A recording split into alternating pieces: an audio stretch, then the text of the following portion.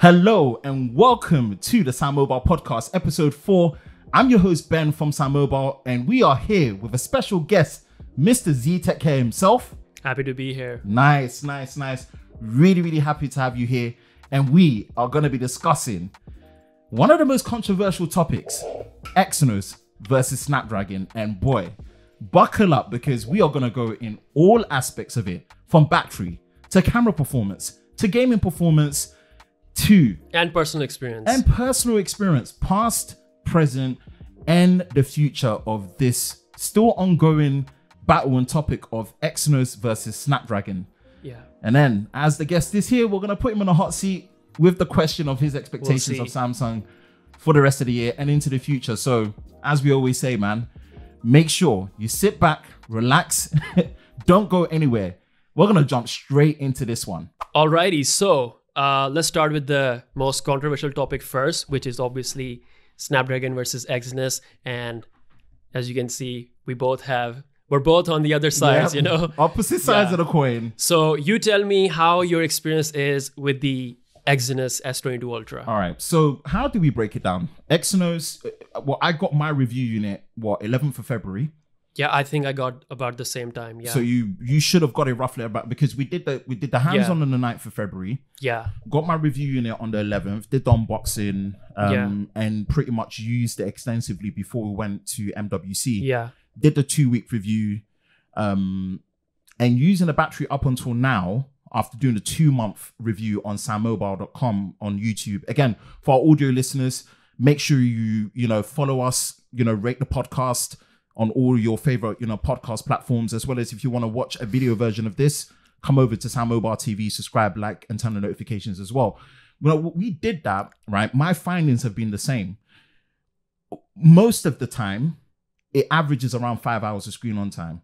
Pushing it, it can dip slightly below 4 hours, around the 4 hour mark. That's with 5G, right? That's with 5G on. That's really pushing everything. 5G definitely is a big, it's a big plays drain. a massive role. And I'm talking about, just for context, right? We're talking 5G, QHD plus, 120 hertz adaptive, and auto brightness. Figure that stuff out. That's my situation. Best case scenario, if I do 1080p, 120 hertz with 4G, right, and I moderate it, I've gotten as good as 7 hours, maybe a few times. Yeah, that's what we get from the battery drain test. Exactly. Close to 7 to 8 hours. And the main reason is because out of the box, it does come in FHD plus. It doesn't come QHD. So most people that even I use it on full HD plus. Yeah, exactly. Looks great. So you get it from that perspective of that's what my battery's been. Yeah. In terms of usage.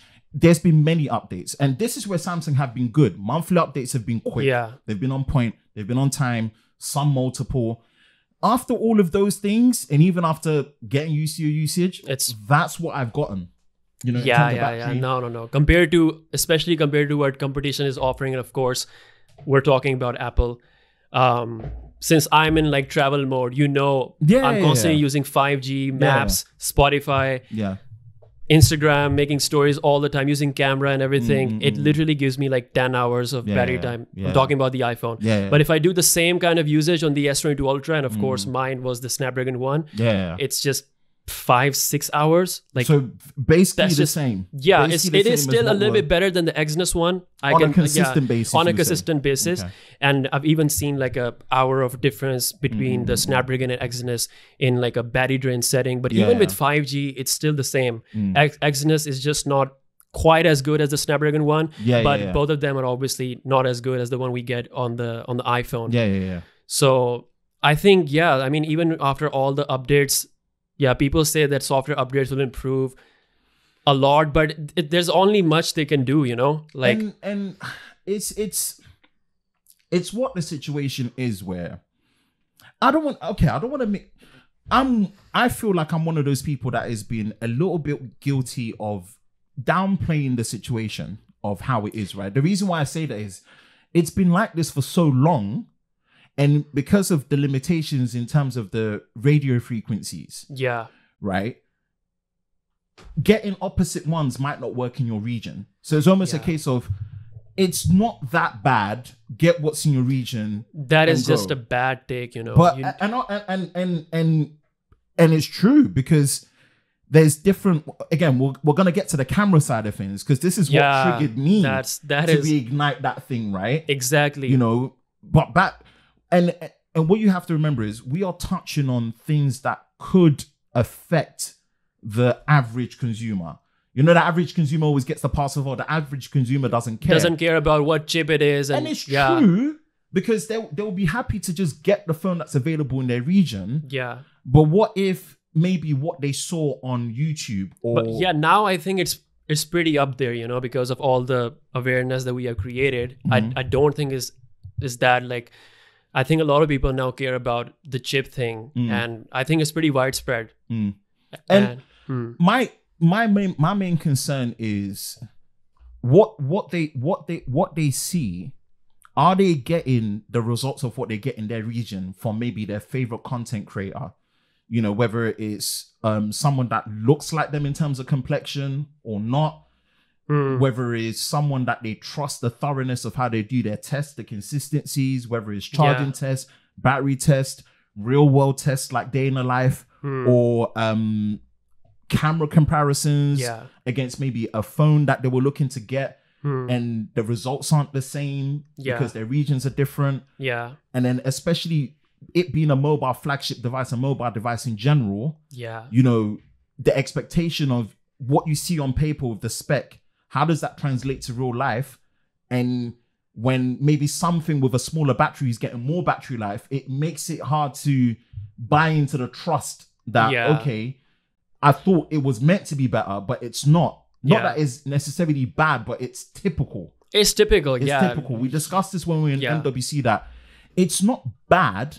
It's just typical. It's not the standard of a flagship phone that you should expect in 2022, you know? There you go. Especially when one phone is getting you 10 hours, touching 10 hours with hard 5G, maps, camera, all the social media usage. So that's the level you compare to. So I think it definitely comes down to the chip and the optimization, because they have a bigger battery, like 5,000 milliamp battery. I mean, unless Samsung are creating like a dedicated gaming phone version of what they have that have 6,000 or 7,000 but that will batteries, make the phone too thick. There you go. They're very well into the aesthetics, you know. There you go. So I think the fix is obviously they have to work directly with ARM, and that's how I hope they'll design a chip that fixes all the battery issues, the heating as well.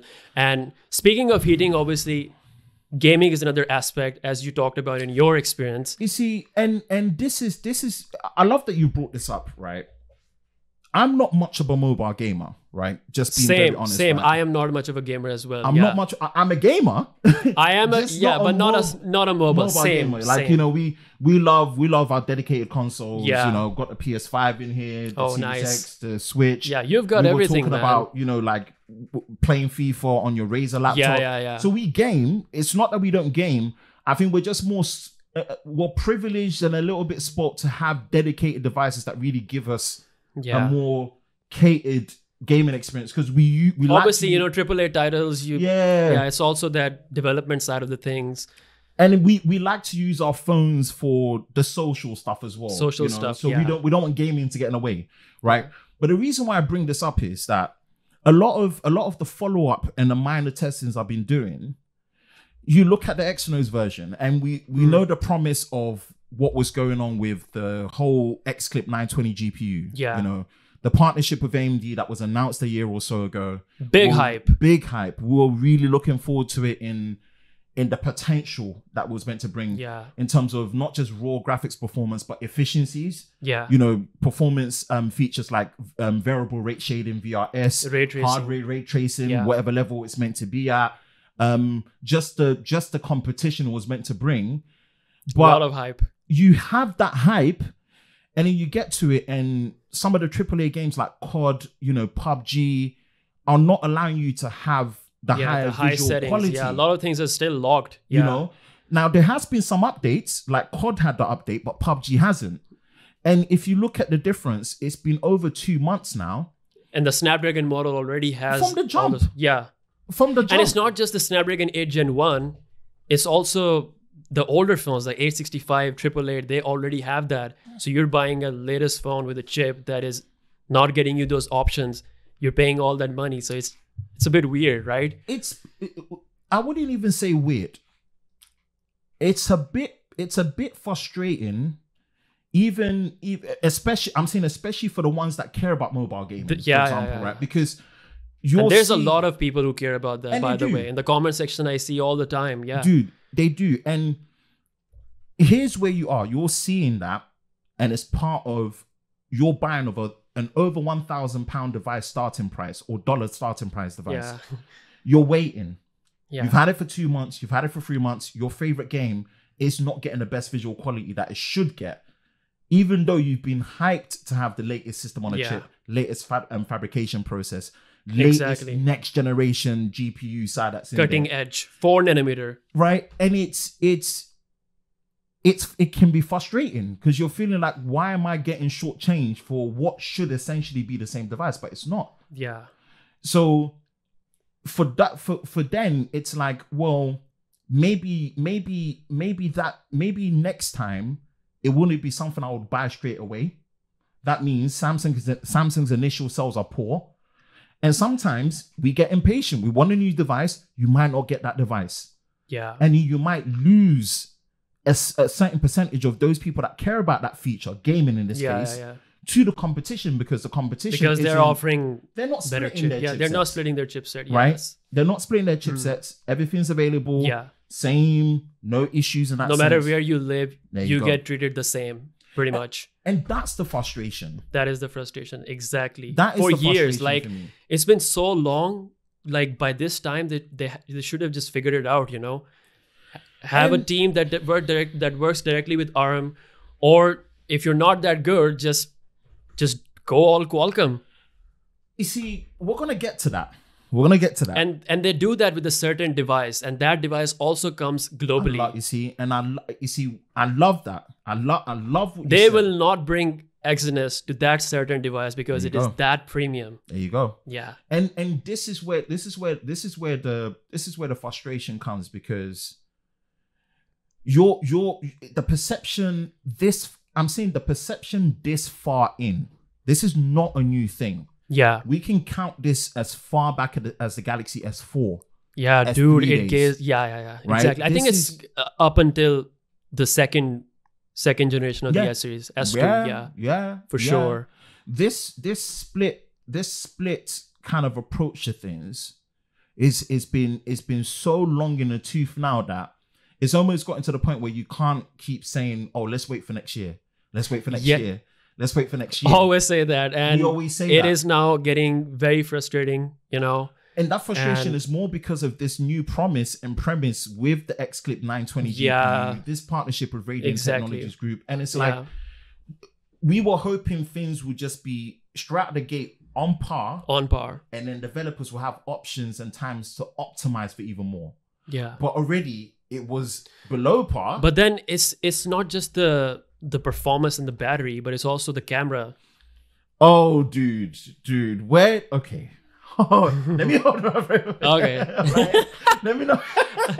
This one is struck a nerve, you know. You struck a nerve because that's one part of my content creation for SamMobile and in general that I'm very, very passionate about. You have a long history in doing camera comparisons. Yeah. You have a long history in just capturing memories because you're around the world a lot.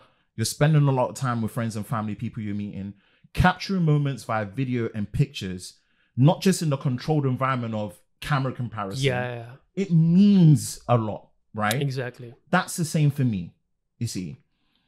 And again, for our audio listeners, we recently just did, we did 2 camera comparisons, right? The first one we did was the S22 Ultra versus the S22 Plus, both Exynos models in the UK as I'm based. But the second one was interesting. We did the S22 versus the S21 FE. Interesting. And now the S22 is using an Exynos 2200, but the S22 FE, Snapdragon 888. S21 FE in the UK, we get a Snapdragon model. Jealous. I'm jealous. Right. You see, but because they are on 2 different levels, right? how can I put it? My automatic premise is S22's got the new 50 megapixel sensor. Yeah, it should perform better on paper. Easy. You've ditched the 64 megapixel wide sensor for an actual 3x optical 3x zoom. optical zoom, 10 megapixels. Yeah. You know, new 4 nanometer process. Yeah. Should have a new and the ISP. new AI jump. Obviously, they talked about the AI a lot. Exactly. You've heard nightography. Dude, you've heard all the jargon, right? And minus the video performance, the S21 FE's picture performance really blew me away. And like, it blew me away, not how much. Like, how much was the difference? Dude, the color saturation, the color accuracy, and the main thing for me was the dynamic range, especially when it's related to shadow detail. There's certain shots that you see that you can actually make out certain objects that you couldn't on the S22. That is mad, considering it's a newer camera and newer hardware. And the biggest thing for me was the fact that the S21 FE has an 8 megapixel 3x zoom. You've got 10 megapixel 3x zoom, right? It's a newer sensor on the S22. Yeah. But in the extreme zoom situation, you know, when you're doing it, you've got 3x, 10x, 20x, 30x. 30x, yeah. How I shoot it is I do 3x, 10x, 30x. The extended zoom ranges, in my personal preference, again, a subjective take, the S21 FE had a less processed image. You see, to me, it looked less processed, it looked more detailed, and it looked like it was performing better in my eyes. In general lighting, or is in like in tough situations? No, like general lighting, normal just daylight. Normal daylight. You see? And again, I highly recommend the audio listeners to jump over to SamMobile TV on YouTube, check the camera comparison. It's about 7 minutes, nice, short and sweet. Put the chapters in there. We've got 9 sections that I've ironed out as well. And in that moment, bro, between me and you, I completely forgot that the S21 FE had the Snapdragon. I was trying to piece it together in my head, like, why? Not that I wasn't happy that the S21 FE wasn't doing good in pictures, but I'm thinking, how is it doing that good and beating the S22? Just literally a different ISP is creating that Bring it home.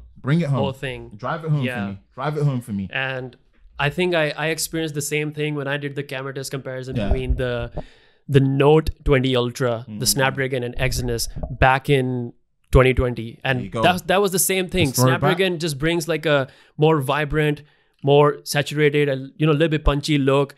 And I haven't tested out the S22 Ultra with the Exynos and Qualcomm, but we might do that. We've heard that the Exynos one is not as good as the Qualcomm one, especially in like low light night video. So, I mean, the thing is, you're always going to see those differences because of the ISP. And people, they say that because it's Exynos chip, it's their own chip on their own phone, they think that it's going to be more optimized, but it's always the opposite.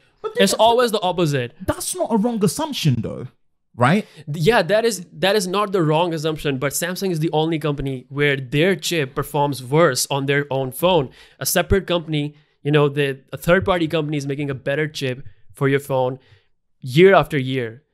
That's, bro. Let me just. Have you heard about that GPS issue? It only affected the Exynos models. The Exynos model this month had the most amount, and it's good that they were able to patch these updates. Yeah. Right. But in comparison, it's the 21st of April today. Yeah. Right, as we're recording this podcast, and the Exynos has had more monthly security updates compared to the Snapdragon model because of these fixes. Now, don't get me wrong. From game optimization service issue, which we talked about that is a huge we talked about on the previous podcast, right? Yeah. Look, I want to just make this clear that this is coming from a place where we know how good Samsung are. Yeah. Not can be, we just know how good Samsung are. Yeah. They are making foldables, they are making the stuff. The zoom is they're killing it in the zoom game. But it's these little things at this time where even someone as me, that I downplayed it because I'm so into camera comparisons and just knowing how cameras perform. For me to see that, it triggered me. It did. I'm just being dead even if you honest, compare bro. the S22 Ultra with the different chips, do the pictures night, especially in low light and night. It's going to trigger you even more. Dude, the main sensor on the S21 FE using night mode processed a much cleaner and consistent image than the S22. And this is a 12 megapixel sensor that is, I think, somewhere between the S20 to S21 in terms of hardware quality. Somewhere there. S20. Somewhere, S20 yeah. time, yeah. Somewhere there. Somewhere there. Compared to what is meant to be effectively an all-new 50 megapixel sensor on a 4 nanometer process that's meant to have a much more sophisticated image signal processing unit, ISP. Yeah. And seeing that, dude, this was not, I took it once and that was it. I spent time and I took at least 3 times where this ain't a fluke. Yeah. And I've picked the best one out of the 3 to work with. And I was just left perplexed. I was left perplexed, but it's good. These are why we do these type of videos. Yeah. We do these type of videos because this is actually putting the phones to the test for the consumer to see and the Samsung fans out there to see what is the best phone to get, right? Does it mean that S22 is bad? No. As someone that values having the best video performance with the S22, all round is a better performer. You get stabilization, you get 8K if it matters to you. You get stabilized. I mean, obviously, there's a huge difference in design as well. Yes. I know those differences are there in camera, but S22 is just beautiful. Such a beautiful premium phone. And then you felt that when you held it, right? Exactly. Like it's such a. I think the S22 Plus is the best phone. The nicest phone to hold, premium. Yeah. And you just cannot compare the beauty level between the intangibles. To the S21 FE. The stuff you don't see on the spec sheet. But still, the camera thingy is frustrating. I'm speaking for myself.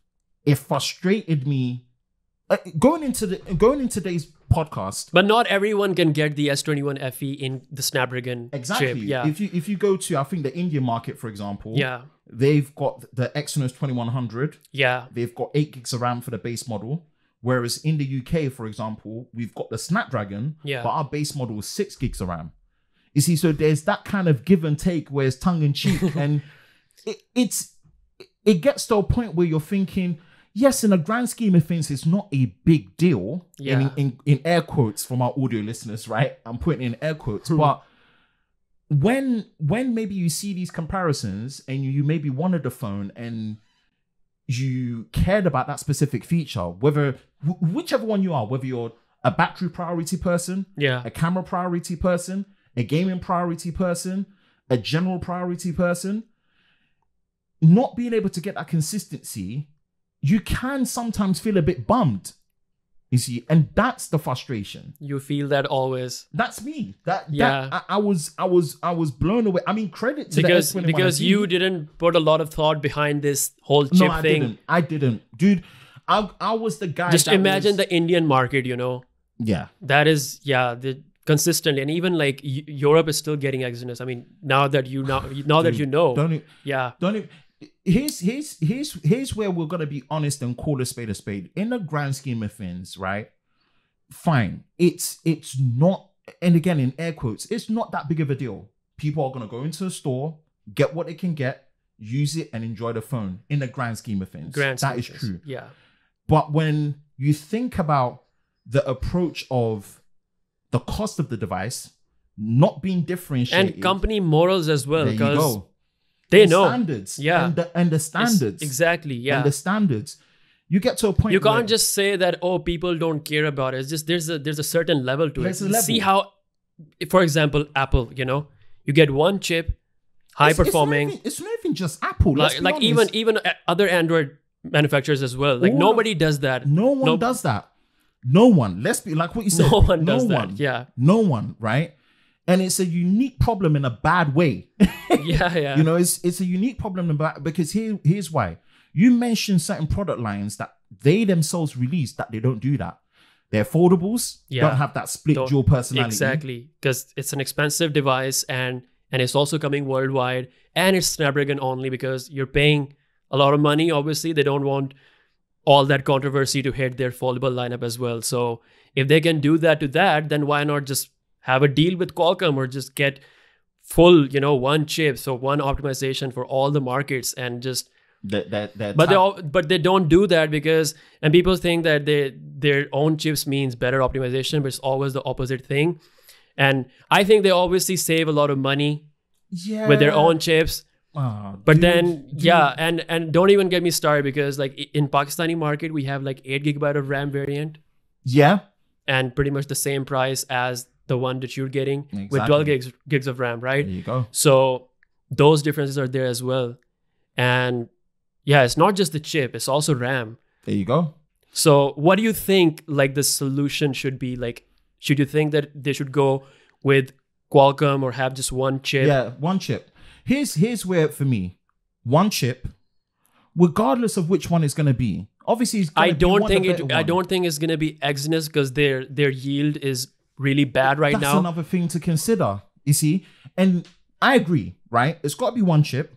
It's got to be the better chip. Yeah. At this stage, MediaTek is also there. MediaTek is there. Yeah. Whichever route it is, one chip, right? Use the better chip. Yeah. Work with the better chip, right? If you are not going to do that, differentiate. Whether it is, let's just say, Note 20 Ultra E edition, Note 20 Ultra S edition, to differentiate, to let us know that it's Exynos and Snapdragon we're getting, right? If you do that, price it accordingly. Do you get what I'm saying? That would be the best thing, because then people will be like, that's the plan B. That's the plan B solution. If you don't care about gaming, if you're fine, then just get the E model, which is cheaper. But if you're going to get higher performance, get the S model. But that's probably what they're not going to do, because when they're announcing the chips on the stage, they don't even mention the system on a chip anymore. They just say the fastest, best Galaxy chip ever. That's New it. New nanometer. That's it. They didn't even talk about how much improvement we're getting compared to the previous generation. They just talk about AI, and more AI. That's it. And the AI, for what it was meant to be demonstrated for, was for photography. But if we're not seeing those results, and it's getting worse performance than S21 FE, then bro, how do you expect us to have confidence to capture the memories that we want to capture from pictures and videos? Yeah, man. You see, so this is where the two solutions really come. Because here's my frustration, and I said it to pretty much kind of wrap this up, right? Yeah. In terms of what the present situation was, what the previous situation was, and also going into the future, right? Yeah. My frustration, and I said this in the 2-month review of the S22 Ultra, and we titled it The Cost of Exynos, because there is a cost that comes with it. Yeah. And it's not the cost that you think of paying more, it's the penalty that comes with it that it's frustrating. It's frustrating, yes. It's just frustrating, because otherwise, dude, we pick up these devices, and we said it before, they are so, these are the most complete devices. I love it. You love yeah it. The passion of what we're discussing comes from the fact that we love the devices. We love it, and we are, yes, but we are also giving them honest criticism, you know. That's it. How to improve, because we know they are the hardware innovators of the mobile industry. Exactly. And it's frustrating that they cannot figure out the at chips. Stage. Yeah, at this stage, all these years, man. All these years. We can't, I said it, we can't be in this position where let's wait another year. Samsung are advancing their foldable line. Yeah. Right? They are doing so much on displays with QD They've OLED. got like foldable display laptops, 17-inch coming down, slidable screen phones, so much stuff. These devices, these solid state slab devices, are not just in their end game, they are beyond their end game. Exactly. So this isn't something we should be experiencing anymore, in my personal opinion. And it falls especially after all these years, you know. And whether you are a gamer, a battery priority, or just a normal user, whether you are into your cameras, you should not be second guessing, oh, which one should I get, or which one is getting better performance. Like, just have one chip. That's it. Just make it simple. You know. So that's we don't know how it's gonna go, right? Yeah.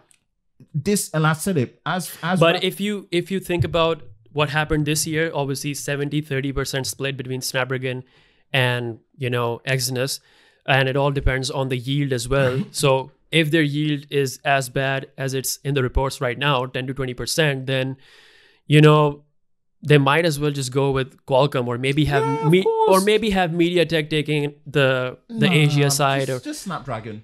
The reason why I say no, but work directly with Snapdragon, or just do something. Yeah, 100%. They said that they want to optimize a chip made, tailored for the Galaxy experience.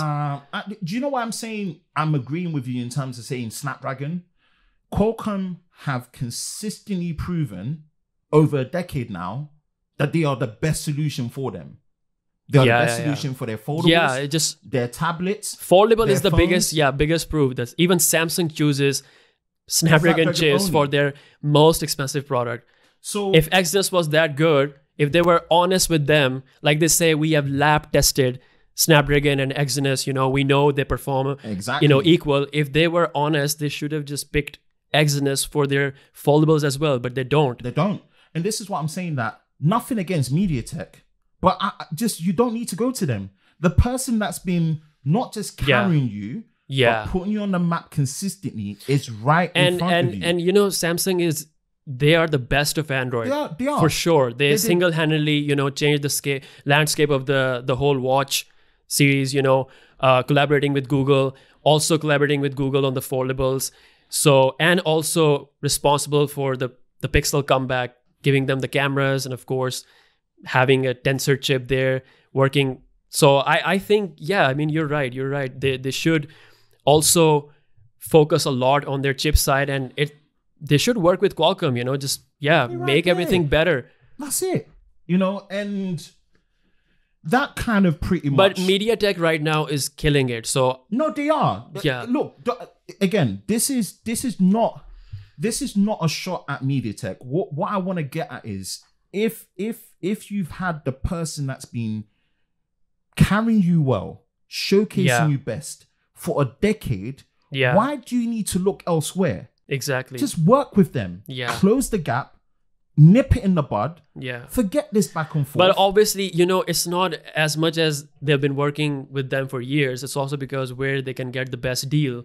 So maybe because MediaTek is at second number in terms of global share for the chips, right? So being aligned with Samsung and possibly getting to number one, I think they could get a better deal with MediaTek, especially now they're producing some amazing chips, man, that are close to A15. Like obviously not quite there yet, but like very close.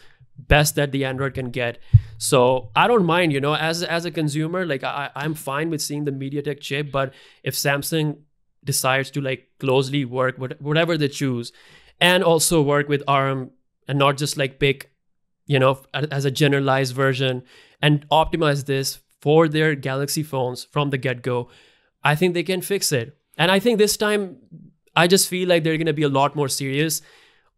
Of course, after all the GOS issue that happened, So yeah, I don't think it's just like a general consumer doesn't care anymore issue. I think now it's pretty widespread. Okay.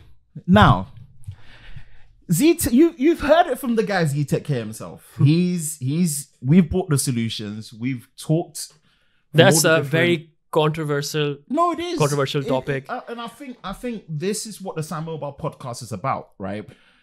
And these are the type of discussions that are I wouldn't say they're difficult to have, but it comes from a place of love and passion for us as Samsung fans. Me and you have both used both of the brands, We use them. Yeah. We use them. So it's just coming from that place. Let's see what the solutions would be. This is our take, and this is our take on the Snapdragon versus Exynos. Yes, we can talk about it longer, but it's come from the recent place of the S22 devices, even versus the S21 devices, testing them in these controlled environments, as well as in the real world in extended situations, because we've just not been stationary in the UK. We've gone, America, Spain, Switzerland. I was in Switzerland testing it out. Even the Champions League match, man. Right. We've been in so many different situations that beyond stress test it in the real world, out of the controlled situations that we do, that it's now brought us to here, So we hope that you enjoy topic number one. The main topic for today, we're pretty much gonna, wrap it up and leave it right there for now. We're gonna take a little intermission. We won't say a break. We're going to take a small intermission, and then we're going to pretty much put the guest in the hot seat and ask him the question of his expectations of Samsung for the rest of 2022 into the next year and in the future as well. So we'll be right back. And we are back, and yeah, pretty much in the latter stages of the podcast, episode 4. It's been great having you, Z. Like, appreciate Likewise. you coming down, being our third guest and everything. And it's I'm your third guest. Okay. Yeah, you're guest number 3. And nice. It's kind of become like this natural thing that's occurred with especially in-person guests, right? We like to put you in the hot seat as you are. Okay. And you know, it's the beginning of Q2, first month. April is pretty much wrapping up. Samsung have had a lot of releases for this year from January with the S21 They got the FE, S series done, A series as well, Tab series, A series, Galaxy Book series. Oh yes, you know, they've had a lot, you know, but there's still a lot of 2022 left, and there's 2023 being right on the heels, right? Yeah. We like to ask our in-person guests, you know, as someone that's been avid with Samsung and you're using Samsung now, what are your expectations from Samsung for the rest of 2022? And it could be Samsung Electronics, Samsung Display, you know, home appliances, fridge, whatever. Yeah. What is your expectations of Samsung for the rest of 2022, especially, and maybe tipping into 2023 a little bit as well? Okay.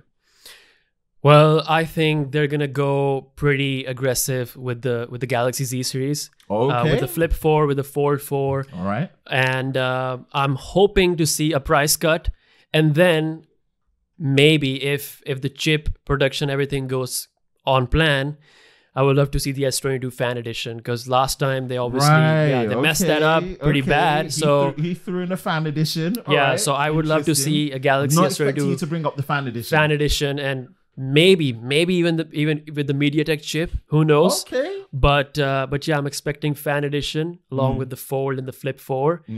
Good pricing. Okay. And then going into 2023, hopefully we'll hear some big news regarding what they're doing with their chips, possibly. And yeah, some more stuff regarding the Galaxy S23 series. Right. Yeah, hopefully. I want to ask you this question to follow on, right? Yeah. Are you team Fold or team Flip? I think I'm more towards the Flip, because okay, do you know why I'm excited? Yeah. You are our first guest to be on team Flip. Really? Yes. From myself to our previous guests that have come on, they've picked team Fold. They've talked Fold. They are foldable users in terms of the Fold rather than the Flip. You're the first one to be honest, Flip. Like, I just love the Flip, you know, how light it is, and it's just such a pretty nice product, you know. It's amazing. It is. With the Fold, like I said in my videos as well, like I still think that the outer screen is just a little too, you know, narrow for the usage, for the daily usage, especially if you're using Instagram and all those apps. Like I just showed you know, we have the Fold 3 here. Yep. And yeah, I mean, they need to stretch it out, you know. Yep. So if we actually get like a wider screen, then I'll finally be able to daily drive it. And to be honest, we're getting that S22 Ultra camera possibly. Yeah. So it's looking nice. Although I would have loved to see the built-in S Pen, but it's fine because they're making it slimmer. Yeah. Reportedly, they're making it slimmer. Yeah. And of course lighter, which is great. So. But of course with the Flip, the pricing is just too good, you know. So good. And because they're so good with, you know, marketing, Samsung does that really good. Yeah. And with the Flip, there's no Snapdragon or Exynos issue with the foldables. With the foldable in general. Off the back of what we talked about, into just that peace of mind of knowing I'm getting this version only. So I love the foldables in like the Fold in general, but I've been on the Flip side more because of, you know, how it is. But if they actually change the aspect ratio of the outer screen, and of course bring their best camera setup on the Fold 4, right, then you know, then I'm really looking forward to the Fold 4 as well. Oh man, people, we've got our first team Flip member. And I was hoping you were gonna break the deadlock, because the good thing about how you approach it is you didn't mention which one. You said the Z series, and I like that. So I'm like, okay, he's gonna keep us guessing. We don't know what side he's on right now. Is it gonna be a 3-guest whitewash with being on the Fold team? Are we gonna get any love on the flip side? And we do have our first flip is good. You know, you can see see the sales, man. It just proves, you know, it consistently. Yeah. And it's the one that they did the bespoke edition on. Exactly, yeah. They did the partnership with Maison Kitsune as well. They're the fashion brand in Paris and Japan. They did that. They didn't do that bespoke edition and that partnership with the Fold. I know that we did have the Tom Brown edition of the Fold. Yes. I would love to see a bigger battery. And of course... break down... You're talking about both foldables. The expectations. Okay. Let's break down. Let's go with Flip 4, for example. Okay, let's what would go you want to see with the Flip 4 in general? You know, like top 3 and then beyond. In general, obviously, number 1 is definitely the battery. Because last time I think they kind of cut the corner on that side. You know, so I think we need a bigger battery. Yeah. And I'm fine with the overall, like the design of things. You know, obviously the outer screen, I think that's pretty good. Really good. I would love to see more colors. Really good. More colors. And I think the price is already like so good. It's good, $1,000. £950 in the UK. I think the price is good already. So I guess performance, get the 8 Gen 1 Plus. Okay, interesting. 8 Gen 1 Plus, obviously built by TSMC on their process. And so I think those are the top, I guess, 3 things. And of course, third one is the camera. I think the Flip 4 is definitely getting the same camera as the S22 and the S22 Plus. It's still a pretty good camera, you know, ISOCELL GN5 with a Snapdragon chipset. With the Snapdragon chipset, right. And I think you're basically getting a really, you know, fancy Galaxy S22 that can flip. And if they actually bring better battery, it to me now, man. Just imagine it's actually gonna be pretty good. It is. That's a good breakdown. Okay, what about Fold? For the Fold 4. For the Fold 4. Okay, so I was minimum top 3 obviously first thing with the Fold 4, because of the price, they need to bring the best camera.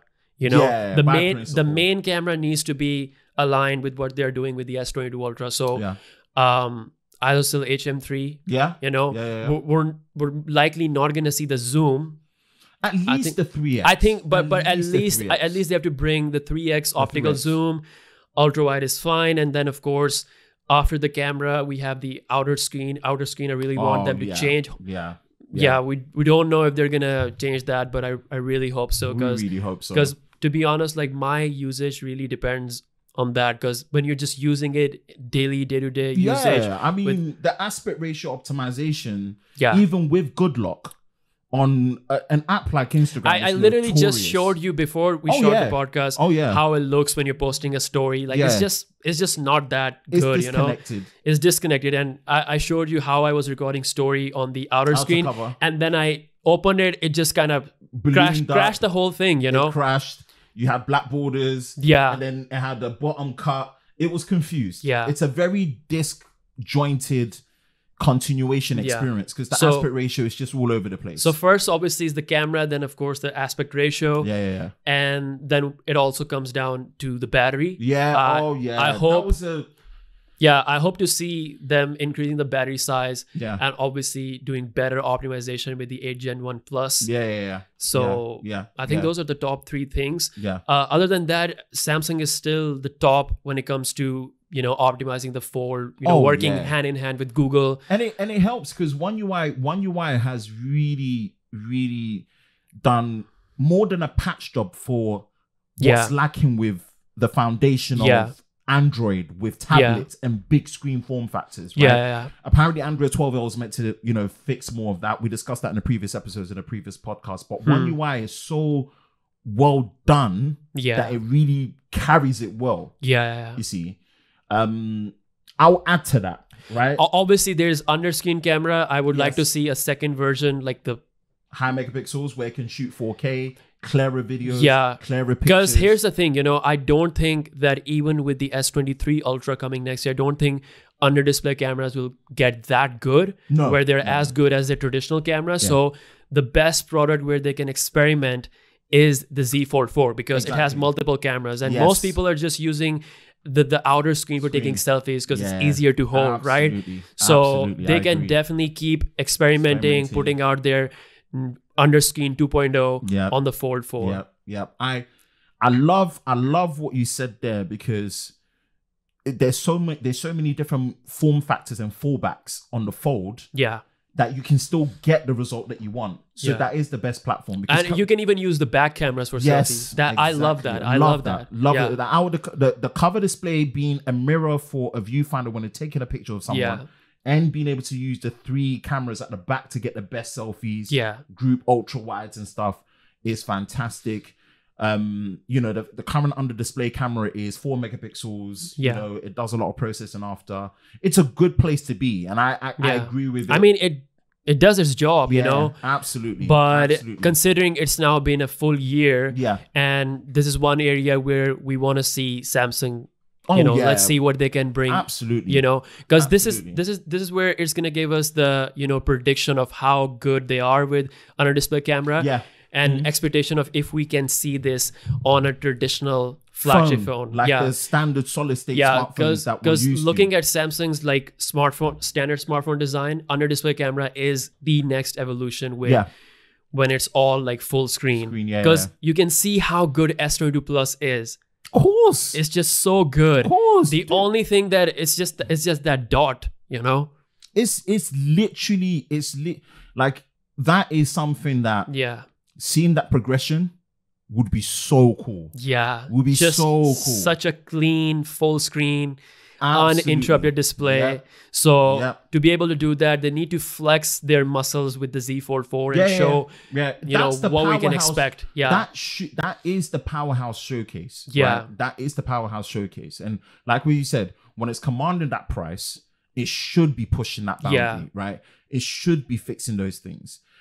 The only thing you haven't mentioned is the development of the S Pen, because I heard apparently that they are developing a new version of the UTG glass, the ultra thin glass. I think that's the ultra thin plus. Yeah, something like that. I heard. I forgot. I was talking about it in the video. I forgot. Exactly right. There's and my biggest thing that I like about that, and I discussed it on a previous episode with our first guest, where.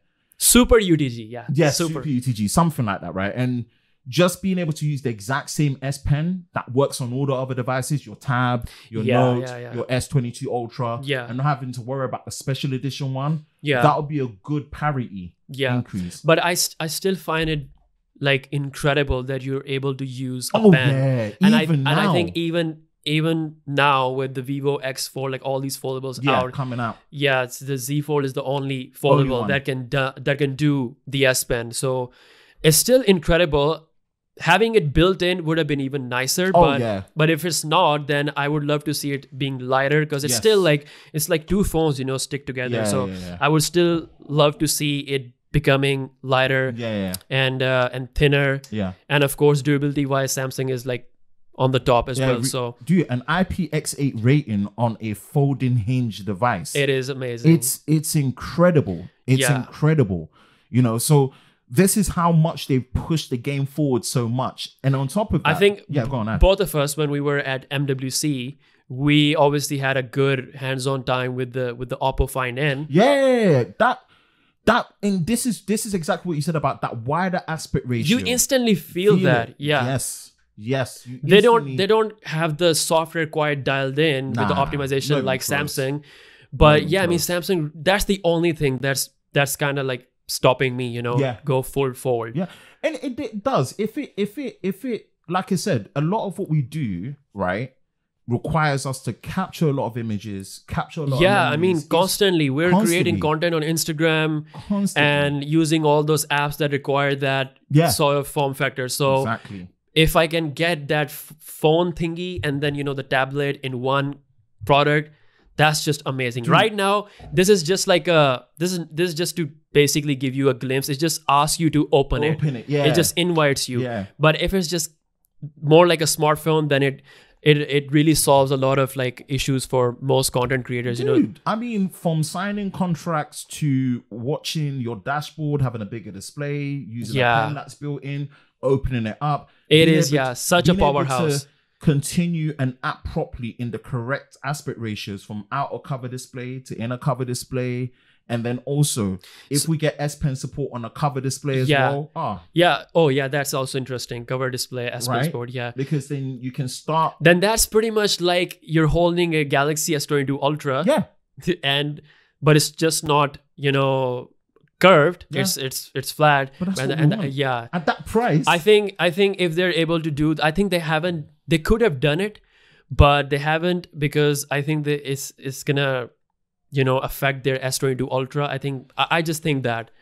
I think because it's their 4th generation now coming up. Yeah, 4th generation. So considering how Samsung is, they had more than enough time to extend that outer display. But I think they do that because they want to have that kind of a difference with the S series.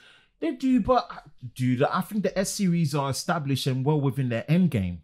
This is where my point is coming from, where you don't want to slack too much and forget competition are on your heels hot. Yeah.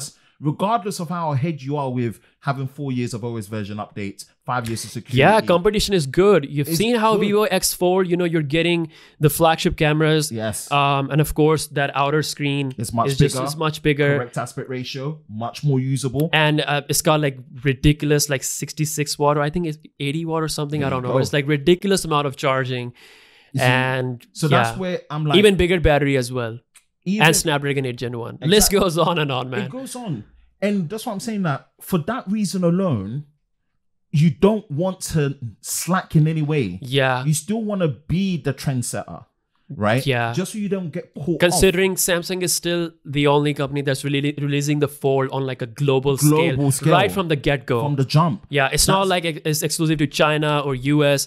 So because they make UTG, because they have that production edge, they control that, production and then obviously distributing it right on the get-go globally. Mm-hmm. And that is something that we don't see on the other manufacturers. No, but slowly they're going to have that number. And like I said, the aspect ratio thing is a big issue. Dude, it's big because we still want to feel like we are using the phone and tablet in one device. Device.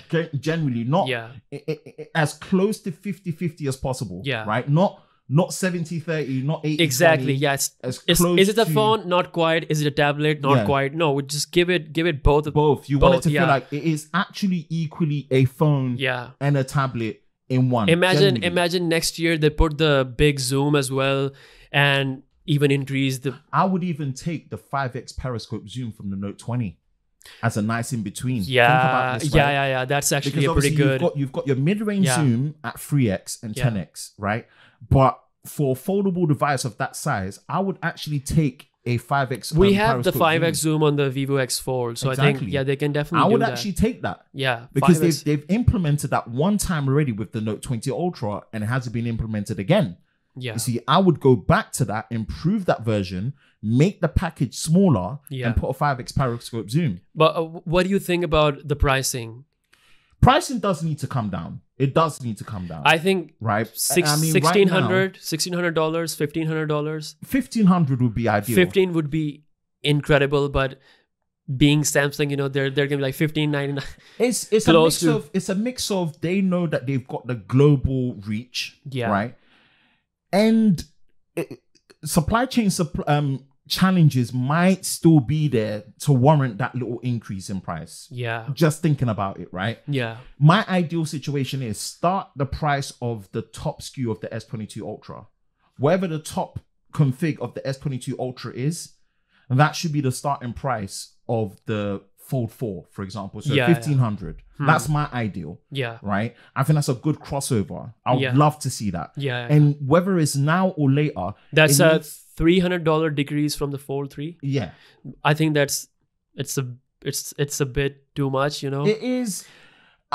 But I still think there's definitely going to be a price drop, because every year they're doing that, which is amazing. It has to follow the trend of what the Flip did, where those price drops became so good, where you're like, I don't really even look at the price for it to be cheaper. I just want the overall phone to get better now. Right? It needs to get to that point for the Fold series. And the Flip is obviously most likely going to match the pricing with the S22 Plus. Hell yeah. Yeah, I think it's still going to stay absolutely.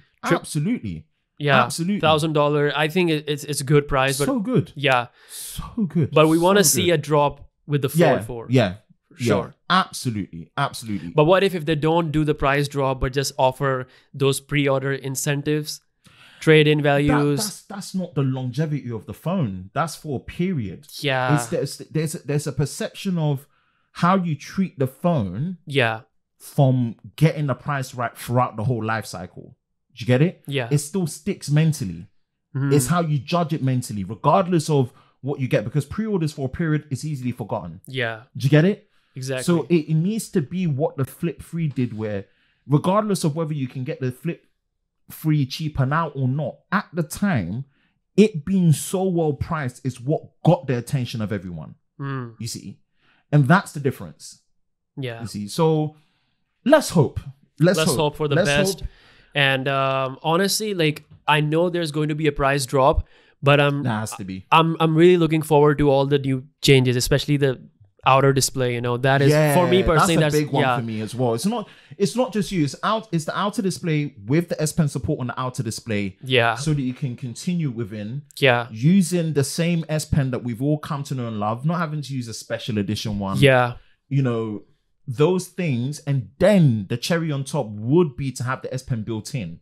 Yeah, right? but that is like, as far as the latest news is concerned, we don't know. It could be a surprise. They could pull it off. Could be a surprise, but Ice Universe has got a pretty good track record. So the famous cat. I think, has got a pretty good track record. So, but the thing is, being thinner and lighter is also really good. Yeah, it's a big plus. Considering the form factor, the size. Having the pen inside is nice, but if it's gonna be like a bulky, if you're just doing your bicep exercises with it. But at least we'll just love the S Pen to be the same as what we've gotten used to. Yeah. Right? Yeah. Just in case, let's just say you're a Tab user. Yeah. And S22 Ultra user. Pop the S Pen, you can switch between your Fold. I think maybe Super UDG can allow that, but we'll have. I want that so bad. I hope so. We'll see. I really, really hope so. So, people, we have our first Team Flip. Team Flip. Here's the thing. I'm kind of on both sides, but on the past, like, I've loved Flip more. But then I'm really looking forward to the Fold 4 as well. No, of course. For all the reasons that we discussed. But it's more to let our audience know that the deadlock has broken. We did get a Flip member today. Someone picked the Flip for good reasons and really chimed in well on both. I think it aligns with a lot of us here. Yeah. In just SamMobile in general, the SamMobile community. Each guest that has come has mentioned foldables, and you can tell that there's an importance of it and what it's obviously achieving. Man. This is, they do good with the sales of the S series, but revenue wise, the Z series, it's a big deal. It's a big deal, and we're looking forward to that. And let's see if we get the S22 Fan Edition.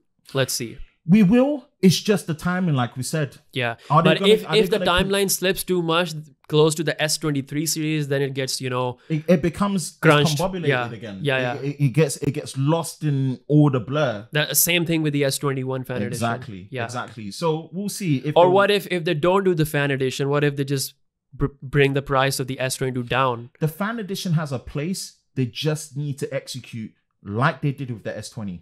The S20 FE was executed so well.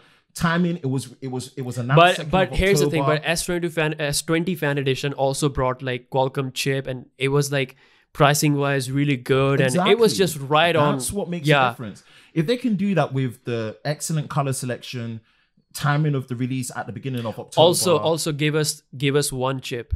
Yeah. Give us one chip. Yeah. Whether it's Snapdragon 8 Gen 1 Plus or the MediaTek 9000. Which we heard it might happen, but we also heard that it might not happen. It might not happen. So, but I think they should give us one chip with the S22 Fan Edition. That will be a sign that they're getting serious with the chips, and that is something that we can also expect with the S23 series. Yeah. Because I honestly don't want to see No, it's gonna be interesting. Because it's fan edition, you know. You listen to the fans, and I'm pretty sure if you do the poll, you know, which chip do you want to see on this S22 Fan Edition, I think most people will agree with either the 8 Gen 1 Plus or the MediaTek 9000. Yeah, no, for me to wrap it up with the S22 FE, and I discussed it in previous podcasts as well, that just like what they did with the S20 FE, that was announced at the beginning of October. It was released on time.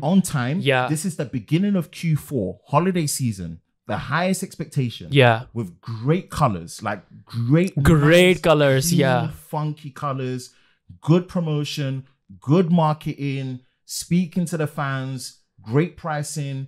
You know, even though it's a fan edition, we're probably not going to see charger in the box. Well, you know, we saw that with the S21 FE, so we can expect that. But it's more of the execution and the timing was so perfect. It came out before the competition devices, priced well, all-rounder. All these things made a difference, and they slipped up with the S21 FE, right? But you know that 3-4 months delay. And you know the weird thing with the S21 Fan Edition is they obviously messed up the launch, but weirdly enough, the phone was being reviewed on YouTube before the launch. Yeah, like full-fledged review, not even like leaks or images, full-fledged, high-quality produced like reviews, and that was a very weird place for it to be. Crazy leak, you know. And that's the difference. And if they can do that, backed with, you know, a strong, like what you said, a strong expectations with the Z series, with the Flip 4 and the Fold 4, right? I think they will literally own the rest of not just 2022, but it will give them like a good relay into like what you said. You know, the things that we have discussed, like if they actually bring the price down a little bit for the Fold 4 and do the flagship camera, increase that aspect ratio, and of course Snapdragon 8 Gen 1 Plus, make it lighter, and of course Super UTG. I think it's actually a pretty massive upgrade, you know, because you know they want the numbers for the Fold 4 to go as up like the Flip. So I think it's such a nice upgrade overall. Yeah, we'll love to see it. We'll love to see it. And now I've enjoyed episode 4. It's been great. Thank you for coming in person. Man. My pleasure. I always say in-person conversations hit different. They're much more engaging. They're much more tangible. And it's one thing. It's more fun. I always say this. We have more fun in person when we discuss these things because we're passionate about it. Absolutely.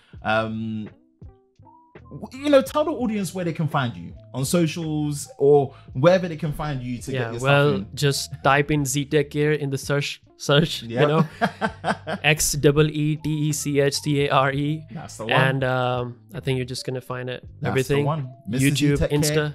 Himself. Mr. XeeTechCare. You said a Mrs.? You said Mrs., right? No. Mr. I said Mr.